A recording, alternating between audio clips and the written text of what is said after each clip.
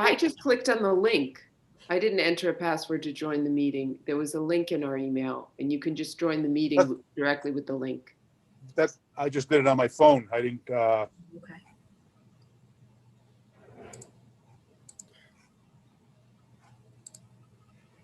Oh, I just clicked on the link.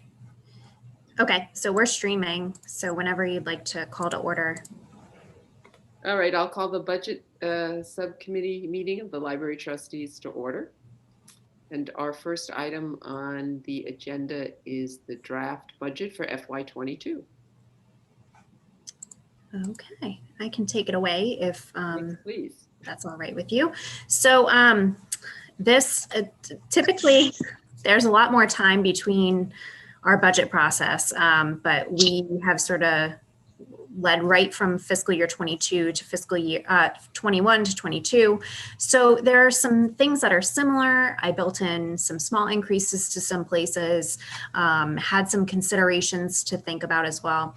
I will proceed going through each of the lines by saying I anticipate that things will change between now and when we present to the budget committee, usually around February, and between then and then when we finalize the budget in June, just because we really don't know where the world will be at that point. So I can go through each line and sort of explain the reasoning behind that. So I'll go ahead and I can start with electricity. Do you want to share your screen, Kathy? Sure. I think Absolutely. that would be easier than us trying to have that open with the Zoom window open. Yes. Okay. Share screen. Sure. Okay. That works perfect because I can still see you all and the document. Okay, so I'll go ahead and I will start with the operating expenses. Electricity is right up there and the first one on our list. So I have put electricity comparable to a small increase with fiscal year 19 and 20. I sort of excluded this year as just being that off year with this electricity issue that we've had. And I'm happy to report that we have actually found the reason why why we were having such high electricity bills. It was an issue with our, let me see if I can get this right, exhaust fans here in the library where they were not the software like we not thought? the software. The exhaust fans were running constantly. And so when we had a furnace issue, that actually sort of tipped us off to the exhaust fans being a problem. So it was another issue that caused us to realize it was, well, not me, the HVAC technicians, that it was an issue with our exhaust fans and they'd just been constantly running. So I think I have another Sandford coming in. Sandy, are you? That's me. I'm on my computer. Yeah. Okay. There we go. So I think the most recent electricity bill that came in on Friday has not showed much of a decrease from other months because we just fixed the issue at the end of October. So our next bill should be that. And I actually monitor the meter every day. I take down the reading to make sure it is decreasing and I can see that we're on a better path than we were. So fingers crossed that is the end of the issue. With those exhaust fans running all the time, you don't hear them? So Nobody knows, We can't. If we're outside in the building, then it just sounds like a normal HVAC, like hum noise, but we can't really tell until they get up on the roof and actually see that. So the tip off is that now, if it's hard to open our front doors and it's almost like it's pulling from the inside when we try and open our front doors, like that's the tip off that we are having an exhaust fan issue. Who knew? But good that we now know. Yes, exactly. And so now we'll know those warning signs. So that's why I've put electricity back to in line with fiscal year 19 and 20. I count this year as sort of like a one-off. And so I think we're going to be in a good spot with 35,000 on that line. I can move to heat if there's no questions about electricity. Okay, so for heat, we were able to purchase our tank, which made it so that we could go out to bid for propane prices.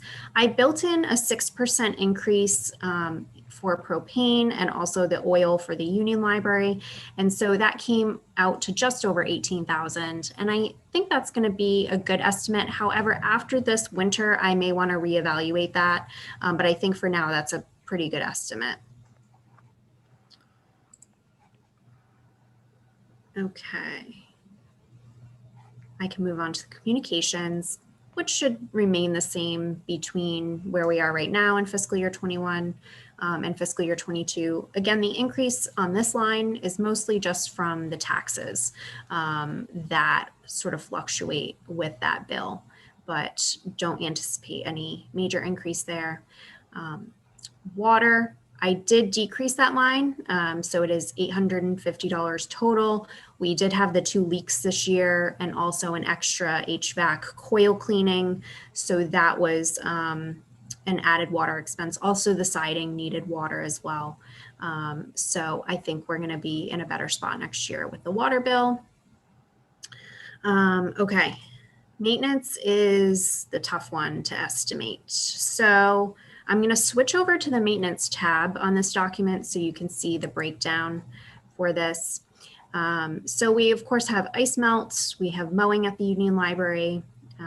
Building repairs, I estimated around 8,000. Building and cleaning supplies, 1,500. And then union cleaning is $50 per month.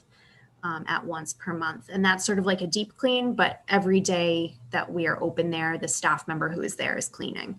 So it's not like union is only really cleaned once a month. So I think this is a good estimate for now. Again, my goal for this fiscal year in 21 is to take care of as many building needs as we can so that for next year we're in a better position and we're hopefully not having things come up unexpectedly and we're still going through our regular maintenance. So I think for now, 8,000 for the building repairs in this line is a good estimate there. I did put in some optional items like parking lot seal coat and paint, fall and spring cleanup, and also window cleaning. Those are sort of like the one-off non-contract items.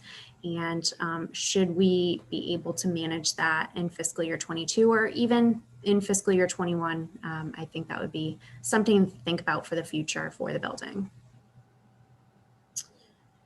I'll switch back to the main budget tab if there's no questions about maintenance. I have a question, but I'll get back to it. Okay. Okay, staff development and travel is the next budget line. So we had decreased this current fiscal year 21 because we are not traveling and going to meetings as we normally are. It is just sort of the around town errands that our staff are being paid for, like when Karen goes to the bank or town hall, or Deb has to go pick something up for a program. That's the current mileage that we're paying out right now. I did put this back to 1,500 in anticipation that we are back at in-person meetings instead of Zoom. But that remains to be seen. If we are not in a position once fiscal year 22 comes up, then I think we can play with this line a little bit more. But for now, I've restored it to its normal level. Okay. Office and library supplies is next at 3,500. And this has been pretty typical for us. This is easy to estimate. These are things like book covers, any sort of like office supply, like paper, markers, pens, etc. And I'm just going to switch over to my office library tab really quickly. Paper and ink and toner are all in there as well. We at one time had this line at $4,000, but we moved 500 of it to technology maintenance because part of this line, $500, was for technology. So we're at 3,500 there. I'm going to go back to our main budget document. Okay, consortium and network fees. This will potentially change, but I'm not sure yet. For fiscal year 22, we're at $30,995. Our consortium still has to vote on Ocean State Library's budget. So as you know, all of the library directors vote on the consortium's budget. Depending on if the library directors would like to recommend taking money out of the consortium's reserves to help drop our fees is all up in the air. We have a meeting on Thursday, so I'll know more after the meeting on Thursday about OSL fees, but this is the estimate. It will not go higher than this, which is a good thing. And we should probably anticipate going forward that there's about a 2% increase every year for this line. Okay, so materials. I put this to 37,000. This is definitely a number up for debate. Traditionally, it's been around 35,000. You see in fiscal year 20, we did have to drop it a little bit lower. And so each budget cycle, I try and look at our long range plan and build in some of those goals into the budget because some are very dependent on the budget, and increasing our materials budget is certainly part of that. So this was one of the things that I felt was a safe option for us to put an increase into based on what's going on in the world right now. So things like opening on Sundays are hard to think about when we're in the climate that we're in right now, but then taking one of the other wants or needs from the patron satisfaction survey, like more books, DVDs, etc., that's sort of a thing that we can, it's a realistic goal that we could achieve with this budget. But again, this is up for debate if we would prefer that it still sit at 35,000 and then throughout the year we increase based on our financial status. That's something we can do as well. Okay, service contracts. I do anticipate that this $21,525 amount may change over the next couple of months, just depending on certain increases that we receive from our maintenance vendors. I'll switch over to this tab just so you can see how I price this out. So we have a lot of different things in this line. These are all of our regular routine maintenance contracts and things like security services, our septic service, extermination fees, gutter cleaning. So I did put in some increases that I was already aware of and also some estimates to this line. So I think this is a good estimate for now, but if we do receive something in the next couple of months, I will update this. You'll notice I put Corel Controls, which is our HVAC software, to 0. We had traditionally built in, I believe it was 1,200, but because we're sort of at the end of the life of that software update and we're considering, you know, bringing in a new system, that's why it's 0 at this point. I am hoping that this fiscal year we can have that system installed, so it won't be something that we have to think about or update for a little while. All right, let me take us back to the main tab here. Okay, last but not least, in operating expenses are technology, maintenance, and replacement. So this is part of our 5-year technology plan, $2,000 a year for maintenance and replacement, and then we took that $500 from the supplies line, so total of $2,500. This is to be expected, and I would say that this is absolutely essential to our operations and making sure that we're updating machines and replacing the ones that have lived out their life. So I think we're all set with expenses. This was a 4.75% decrease in operating expenses, mostly attributed to the lower maintenance estimate because it did not include the siding. We had a lot of siding work done this year that we're not going to have done next year, and also the decrease in electricity back to its normal level. I have a follow-up question. Regarding, how do you estimate materials, which is basically the books, DVDs, et cetera?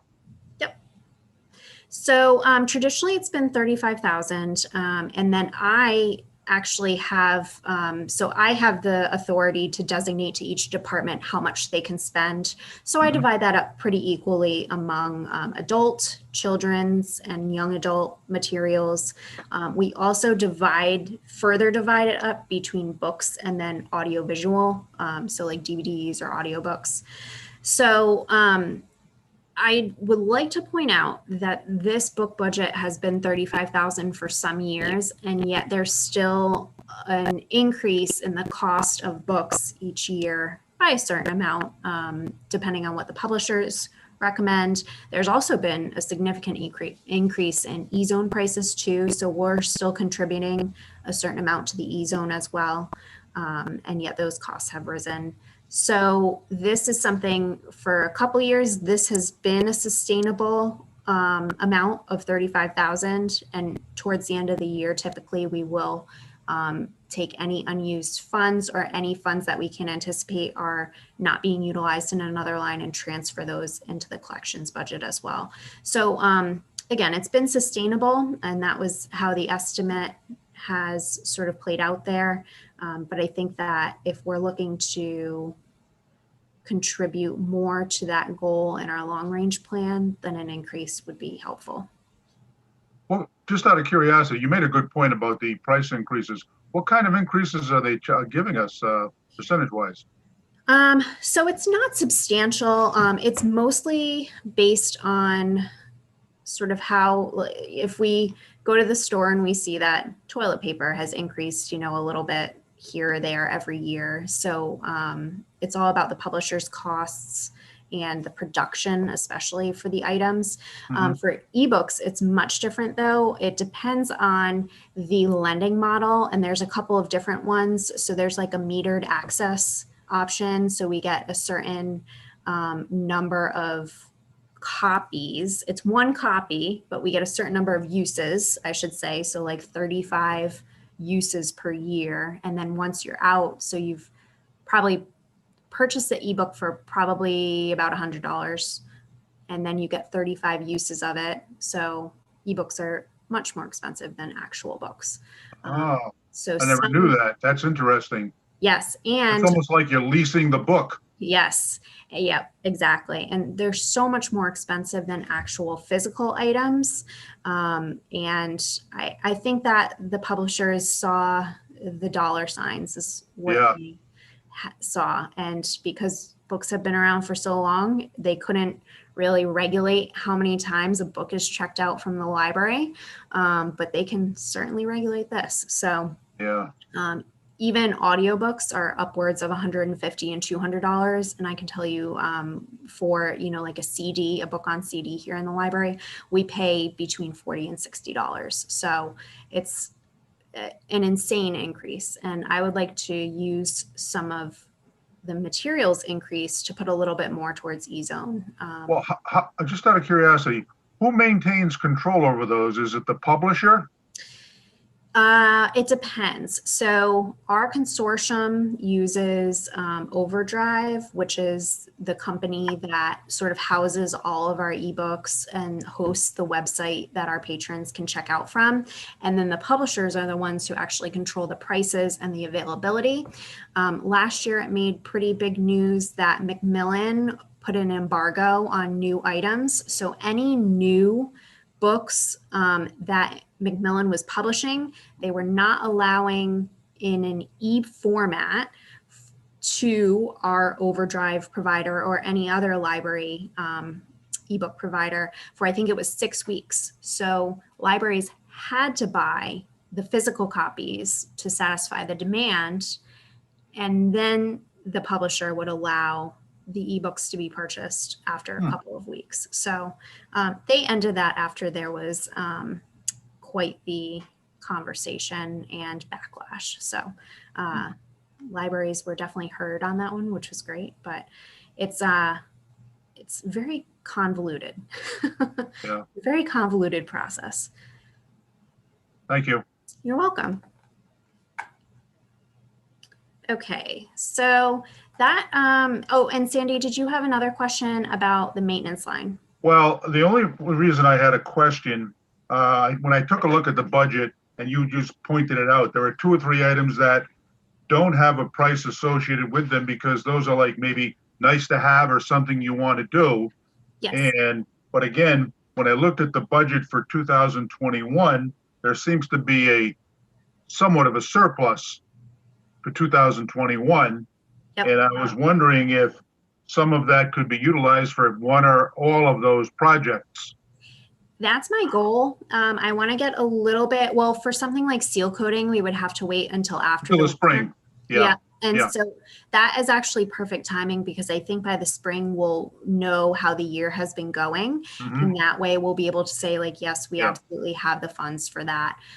Even something like fall and spring cleanup, we could certainly have volunteers do it, but I think that we're at a point with our landscaping that it would be really helpful to have a landscaper come in and do Yeah. things like that. And yeah, you'd be wise to wait because you don't know, even though you've budgeted some money for maintenance, you don't know, based upon past recent history, what else unexpectedly may pop up. Yep, that's exactly right. It's always those unexpected building maintenance costs that have just really nailed us with the budget the past couple of years. It's been so difficult. I had to ask the question because I thought, I mean, those look like they're nice to do, but you're right. You're probably going to have to wait. Yep, it's more of a want than a need, I would say. Yeah. Thank you. You're welcome. Okay, so I'll scroll down here and the programs and friends expenses, those are from the donations. So this is not something that we decide on. I work with the library staff on a proposal to the friends about how much we would like for programs, and that will happen in January.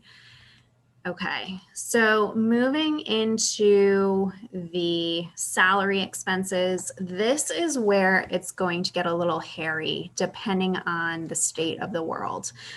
So it looks like we have a significant increase between fiscal year 21 and fiscal year 22, which is accurate. However, my recommendation is that we look at the salaries line based on fiscal year 19 and fiscal year 20. And if you see, there's actually not a substantial difference between the salary lines for 19, 20, and 22.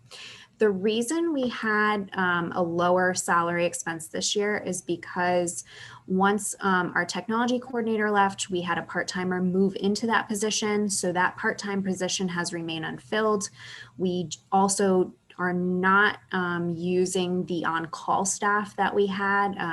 In an average year, a regular year, we use about 1,200 on-call staff hours, and that has just not been where it had been in previous years. We're using the staff that we have. And also we don't have any pages right now. We haven't had them since August, I believe, August. So that is why our salary numbers are lower for this year, which of course means lower FICA. And so I am basing fiscal year 22's salaries on if we are full staffed again. And I really hope that we can be back to, awesome in-person programs and running full steam ahead by July 1st, 2021 for this fiscal year 22 budget, but that remains to be seen. So this is a hope for this line, and it does support us being back to full services. So I think it's important to ask for that and anticipate that when we go to the town to ask. So that is my reasoning behind this salaries line. I also provided you all with the tab of the breakdown, which included increases for the eligible staff in fiscal year 21. So we got a little bit ahead of ourselves there because we haven't decided on increases yet for staff in fiscal year 21. I'm still working on those annual reviews. So I anticipate that this number is accurate based on what could potentially happen. So. Okay, so FICA, 7.65% of the salaries line, so that is a set number there. Health benefits, I did build in I think it came out to a 3% increase across the board for both health expenses and dental expenses. This also does include the 9,000 HSA contributions. So I had accidentally omitted that from fiscal year 21, and we'll rectify that tonight in the regular meeting. But this does include that. And I did break that out on the health expenses line. And last but not least, retirement. I think this might change, but I based it on our current figures. So I'm hoping that those figures stay the same. The only thing that fluctuated here is a potential employee wage increase on that. Any questions about the 4 salary expense lines there? Salaries, FICA, health benefits, and retirement. Okay, I'll move on to revenue, if that's all right. Okay, so grant and aid is very difficult to estimate right now. The state still does not have a budget for this year. I'm hearing December, maybe even January for that. So even our grant and aid right now is an estimate. So I just carried it over, hoping that even if we're level funded, we'll still receive that same amount of grant and aid. And remember, grant and aid is based off the percentage of our town appropriation.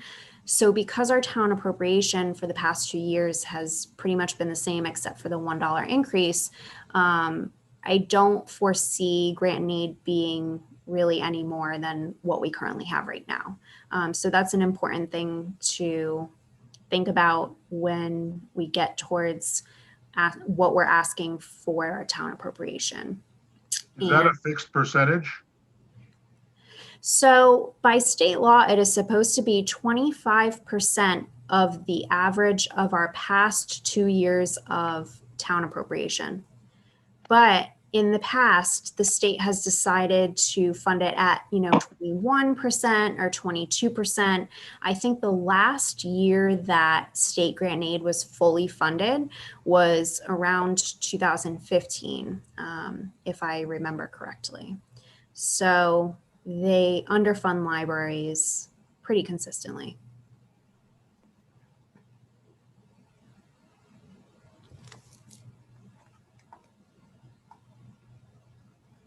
Well, they shorted us about 25,000 this past year. Well, fiscal 21. Mm-hmm. Wow. Yep. So the best thing that if there are anything that our library supporters can do, we're always grateful of. But one of the best things is lobbying our elected officials to push for that. Back in 2015, the full funding at 25% was mostly due in part to town councils and city councils writing letters to the legislature encouraging the legislature to fully fund that state grant aid sort of pool that we all pick from. So I think that was pretty key, was that advocacy and making sure that, everybody knows libraries are important, but just to make sure that they're funded as well is the best part to do. So we'll see what happens over the next couple of months, but it would be great if we could have that same advocacy effort again. We'll see. Okay, so I'll move down to town appropriation. My recommendation, and of course this is up for discussion, would be to ask the town for a 2% increase to our town appropriation. This year it was $585,001. So a 2.14% increase would be $597,500. This would support the budget that we have just gone over. I also do not think that this is a huge ask of the town, considering that we have now been level funded for 1 year. And things like building maintenance are only going to increase with the age of our building, no matter how many service contracts we institute and how many things that we do for preventative maintenance. There's always going to be something with our building. Healthcare costs can go up.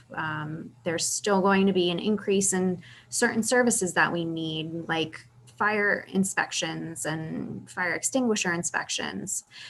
So I think that 2.14% increase is certainly reasonable, considering that we are really working off of a reasonable number at this point for this year's budget, and it's only going to increase. Our operating expenses are only going to increase. Fines and fees was a bit difficult to estimate. I'm hoping that again by next year we'll be back to a normal level, and we'll be able to have the programs that we normally have. You'll see over the years, so back in fiscal year 19, this line was at 14,000. In fiscal year 20, this was at 9,000. So just remember that the auto renewal function was something that significantly decreased the amount of library fines that were being collected. So this number is mostly based at this point on our printing fees that we collect, copying fees, and also room use fees. So if we have a private meeting come in, they have to pay $50 for the community room. Or if it's a meeting with food, that's also $50 to help offset our extermination costs and cleaning costs. So I am hoping that we'll be back to a more normal world by this point, and that I think 3,000 is a reasonable estimate for this line. Donations balances out the Friends contribution, so this is something that will be synonymous. Those two lines are synonymous with each other, and I'll work on that with the Friends in January. And then grants, I did put 0 in for this year just because we don't really know if our normal legislative grants will be available or what will be a potential option for us. Can I ask a question about grants? Sure. Are there grants available that we could apply for other than state grants? Yep. And Like actually, private foundations? yes. And actually at the regular meeting tonight, I'm going to pitch a grant option to you all about a security camera upgrade for the library. Champlin Foundation is one of the biggest library grant funding opportunities that we have, and they focus on capital needs, so things that will be permanent in buildings. They do not really contribute to operating expenses like, electricity or utilities, something like that. They want something that's going to be permanent in your building and there. More of a capital nature? Yep, exactly. Yep. So that would be an option. And I work with the foundation. Eileen Browning is fabulous to work with. She's the foundation's grants coordinator and is very, very helpful in writing those grants. So I also tend to look to ALA too, to see if there are any grant opportunities there. The federal grants that are available, those are very difficult to obtain, mostly because there's so much paperwork and documentation to go with it. It is almost like a full-time job to have somebody monitor those types of grants. And I can say that just because I worked on one at URI. I participated in a federal grant there, and the documentation was just very intense and burdensome. So I don't know if a federal grant is something I'd want to take on here. So we stick to the more local opportunities. Rhode Island Foundation also sometimes has grant opportunities. So these are all sort of on the table. Okay, so that concludes each of the lines there. After we look at it, we are over budget by just about $76. I anticipate that by the end of the year that equals out. And having to pay the town $76 at the end of a year, depending on how this budget would play out, is not something that I would be too concerned about.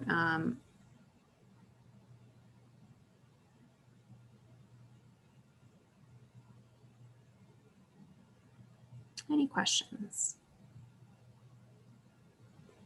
Looks like a good first draft. Yes, first draft is the key word there. Well, you're looking into a crystal ball, like Yes. everybody does when they create these budgets so early. But you've got good justifications.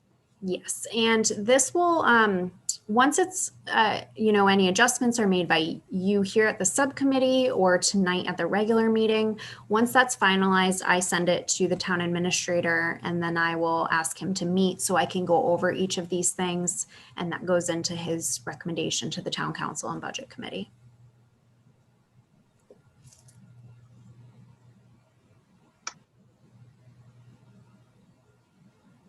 Seems reasonable.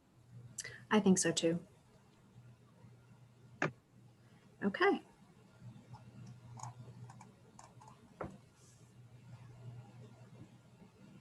That's all I have for fiscal year 22.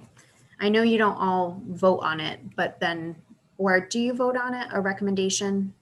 I The don't full think you Board do. of I think Trustees on the draft. I think this is just the discussion during the subcommittee meeting, correct? Yes, no, we won't vote on their subcommittee. Okay. The trustees will. Great. So we're ready to move on to our next item, which is really the timing of your salary increase that was recommended by the Personnel Subcommittee after your yearly review. And as you know, you got extremely positive reviews, and the Personnel Subcommittee is eager to reward you for your hard work. So the only question that they had was about the budget, if there would be any problem with giving a salary increase this year in the FY. It would be FY21 budget right now, and Sanford just said that there was favorability, that we have some, wiggle room, let's say. So would you agree with that? What was the figure, Sandy, that you said? Well, originally I was a little confused. I looked at the entire budget. That was a little confusing. I forget the amount. It was, I want to say it was in the neighborhood of 2%, but I forget the dollar amount. I didn't jot it down. Oh, for the salary increase? Yeah. Yeah, it's 2%. My, in my head, guesstimate was about 1,400.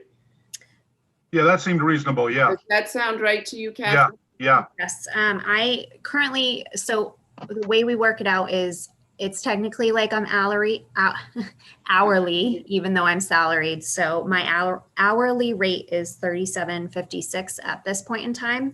A 2% increase would be $38.31. And so that would be a total of $1,367.18 for the year. The current payroll that we're running right now, we're running a very tight payroll. And we're actually $4,453 under where we could be for the year if we were using more part-timers, more pages. Right, that we have some excess there simply because our hours were restricted by the state for so long, and the numbers of patrons in the library is restricted by the state. And so there was savings due to that in salary. Correct. So that is the savings in salary right now. And then the only other thing I would think about is I had requested the increase as of my anniversary date, which was September 24th, but that is up to you all about when that would take effect. I think that makes sense as our policy. If you are reviewed in September, which seems to be the timetable we're on, that then any increase that you earned would start in September. So I'm comfortable recommending that to the full board. Yeah, we had talked about that. That seemed quite reasonable. All right, so that's good news. And I know you've been working extra hard during the COVID pandemic, even though there was, we had fewer staff in the building. There was a lot more work for the people who were in the building, starting at the top with you. Yeah. All right. Well, that concludes the items on our agenda. So unless there's anything else, Sandy or Catherine, you have, I'd be happy No. to I adjourn. do have a follow-up question, though. Okay. Question I have is about grants, and again, just for information purposes. I know there's a library foundation for the Tiverton Library. Are they actively working on grants? Yes. So there's actually some things that they have already helped us with this year. So back in the spring, so this was actually before the pandemic occurred. We had an assisted hearing system installed in the community room. So that was actually grant funded through a state grant that the foundation, I worked with them on that. So any sort of grants that the foundation is working on for us, I run by you all first, with the exception of something like an OLIS grant for summer reading. That is just going to be, it's not any sort of exchange, I guess you could say. So they're just giving us money to support a program, something like that. But anything that requires like more of my time or more staff time or any sort of extra output on Tiverton Library's behalf, I always run through the board. Okay. Yeah. Thank you. But yes, they are currently they're actually working on a fundraising opportunity right now. It's called Buy a Book program. It's the Buy a Book campaign. So they're working on that right now and their annual ask. But grants are always sort of a rolling option for us. And I'll consult with Eileen about a Champlain grant should you all choose to approve that moving forward tonight. Thanks. You're welcome. All right. Would you like to make the motion to adjourn, Sanford? I'd make a motion to adjourn the budget subcommittee meeting. And I'll second it. And I think we're out of here. Yes, thank you both. I'll see you in